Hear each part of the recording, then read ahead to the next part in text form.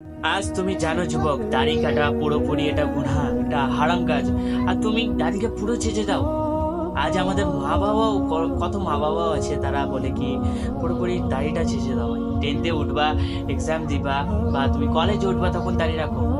ভাই কেমন মা বাবা তোমরা, যে নিজের ছেলেকে হারাম কাজ করতে বলছো হাতে ধরে? তোমরা কি জানো না দাড়ি পুরোপুরি ছেঁচে দেবে এটা হারাম কাজ? একটা ছেলে যুবক দাড়ি রাখছে না, তোমরা হাতে মানা করছো তাকে। আস্তাগফিরুল্লাহ, নাউজুবিল্লাহ। আমরা কেমন মা বাবা এই দুনিয়াতে দেখতে পাচ্ছি।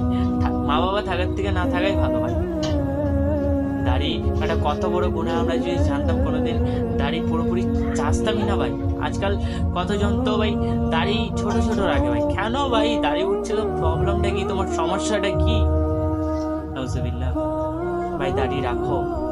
ভাই দাড়ি এমন একটা জিনিস যেটা ভিজুয়াল, আমরা মুসলমান ভিজুয়াল দেখা চাই। আমরা মুসলমানদের কোনো চিনারি আছে এমন যে? তাই না? আমাদের দাড়ি এমনটা জিনিস যে ভিজুয়াল আমরা চিন্তা করবো এই মুসলিম ছেলেটা, তাই না?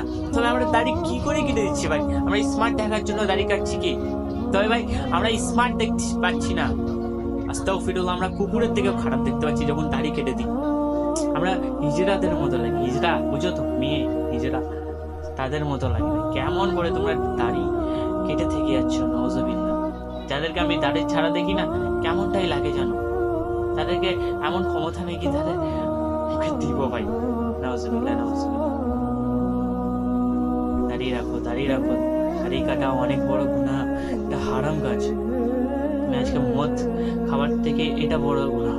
তো আজকে এতটুকুই কথা। যারা দাড়ি কেটে দিচ্ছ তারা দাড়িটা রাখো, নেক্সট টাইম থেকে আর কাটো না। সবসময়ের মতো একটা কথা, আমরা মানুষের মতো থাকবো, দুঃখের সময় মানুষের পাশে দাঁড়াবো, এটাই তো আমাদের আসল পয়সা। সব পরিবর্তন ভিডিওতে দেখা হচ্ছে। আসসালামু আলাইকুম।